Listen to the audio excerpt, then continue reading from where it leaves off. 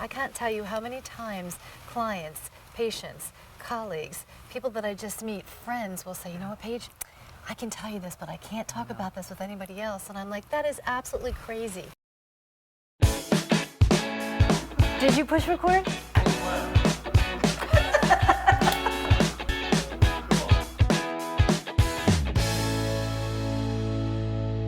Thank you so much for tuning back into our second act with Paige and Silka. For your second act of life. Paige, you know, we just finished a segment that is pretty heavy. We're Yes. talking about the topic of death and really how to normalize that, because here's something that all of us face, every single one of us. Yes. And as we get older, of course, you know, our mortality gets closer and Yes. closer, and it's something that we all deal with, but it's difficult to do. And we left off by saying that one of the reasons people are so afraid to leave or have their loved ones leave is because they'll never see them again. They're gone out of their life forever. Right. But you're here to say that that's not so. That's not so.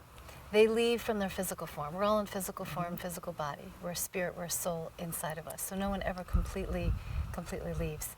I think the biggest part of talking about death is, like you said, Silka, my gosh, someone dies, they transition, I never hear from them again, and that's not true.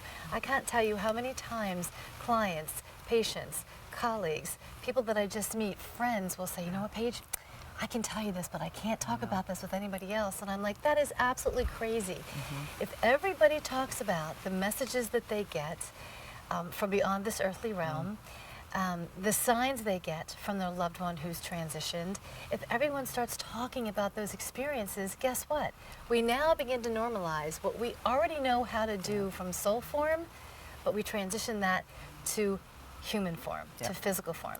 Well, and I'm with you there, because I had a very profound experience. Yes, and I wanted you to talk about that And today. it's funny when you say, no, I can only tell you, because and anytime I tell people, it's because, well, if there weren't any other witnesses there, I wouldn't be talking about this, because you'd think I was crazy. See, and that's what we want to stop That's when we want to people stop. from Exactly, thinking. and that's one of the reasons we want to do the show, and why I Yes. want to share. And I'll try to be brief about it. But when my parents both, they were married 52 years and both transitioned within 9 months, and they loved San Clemente Pier. That was their favorite place. Before they couldn't go anywhere else, they would still go there every Sunday, and that's where they wanted their ashes. So we arranged for that to happen. There were 6 of us, just the immediate family, went and took their ashes, walked along San Clemente Beach, and spread their ashes. So I give that as a preface to the story, because what happened that day, there's a swing set on San Clemente Beach, where my nephew, when he was just a baby, my parents would take him, and that was his swing, and they would swing it. It was just a tradition. And right after we passed that swing set, one of his swings started swinging back and forth. Now, mind you, this was 5 o'clock in the morning, it was at dusk. There was nobody else out there. We were the only ones on the beach. There was no wind, and there was no way anybody could have touched that swing. And we all turned back and looked, oh my gosh. And then it kept swinging, and it wouldn't stop. Yes, We knew. exactly. Everybody knew what was, and it gets me kind of teary when I think about Okay, it. now it's reversed. So that was the preface to this. So anyway, after 3 years after they were gone, I made a major life decision to leave my marriage and to come to Texas. Leave Texas and come back to California, and met one of my neighbors who happened to be in the video production. Well, who's Rick, now our director. our director, and we started working together. He let me borrow a computer of his. We started working on a project together, and I noticed that the screensaver, he has this beautiful artwork, and the screensaver was of a picture, an image he took in San Clemente. I said, Rick, is that? Well, his art, we won't go into all his art, but it's a bit distorted, so you couldn't really exactly tell if that's what it was. And I asked him, I said, is that San Clemente Pier? And he said, well, yes, it is. He goes, do you know where the swing sets are in San Clemente? I'm just going, Yes. Oh my gosh. And the reason this is so significant is because I was questioning whether or not I was doing the right thing. I had just closed on my property, which incidentally, of all the trouble I had at that time trying to find something in California, because the real estate market was coming back and all the investors were buying it up, I was losing left and right. On 4/11, on my mother's birthday, is when my escrow closed, which Yes. was just And isn't our director's birthday on 4/11, just like my birthday mother, as your and I closed mother? my mother. So she was sending me messages that you are doing the right thing. Yes. You are doing this. So I am totally, fascinated with this topic, and I want us to, share your stories, and you have many, many more stories with your clients of why you. But this is an example of why everybody needs to start sharing these type of experiences, because we only die from physical form. I know my grandmother, who you'll read about in the book, who is a clairvoyant from Scotland, the day that she transitioned, or shall I say the day that we had the formal funeral, that evening when I was laying in bed, I put her picture next to my bed and I told her, you'll always be with me. And in the middle of the night, I was awakened. I pop up in bed and there she is in full form at the bottom of my bed, just letting me know I'm here, we're going to be traveling together. I think of, in my book, I talk about Allison, who was a dear patient of mine who transitioned from triple negative breast cancer. And I remember, getting messages from her and giving it to, her family. And one of the messages, this was right at Thanksgiving, I saw a chair by a kitchen table, I saw it empty, and the message was, that's where I'm going to be sitting.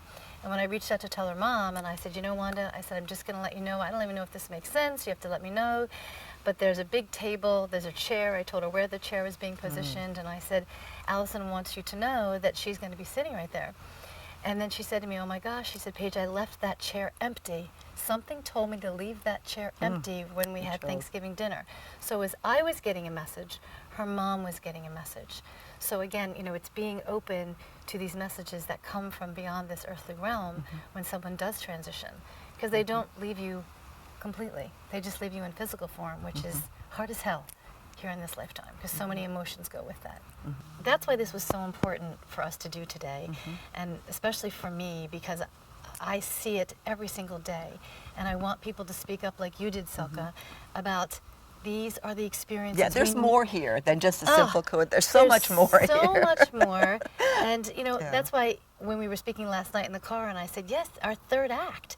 Yeah. After we're finished this second act, we go on to the third act. Our third act is transitioning from this world and beyond this earthly realm. Wherever we go, there's many different places. No one knows.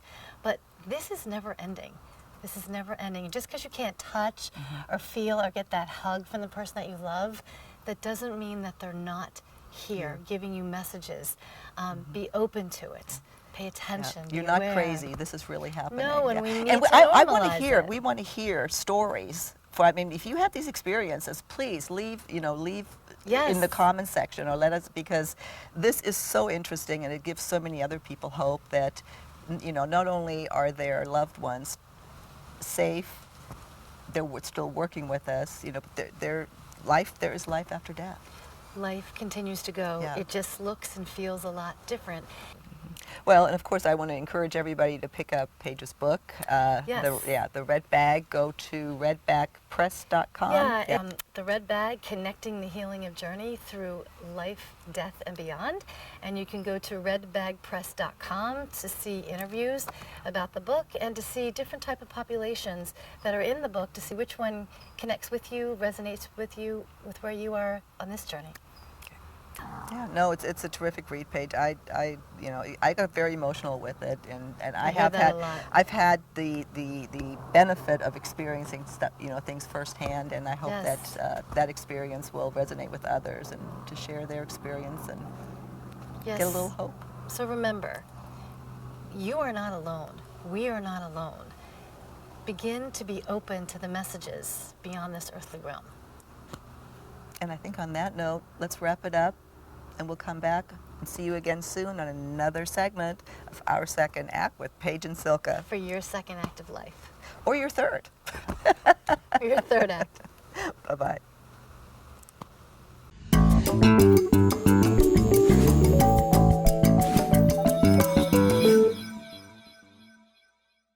Thanks so much for joining us today. To get your copy of The Red Bag, I've provided a link in the video description below. And if you haven't already done so, please be sure to subscribe to our channel.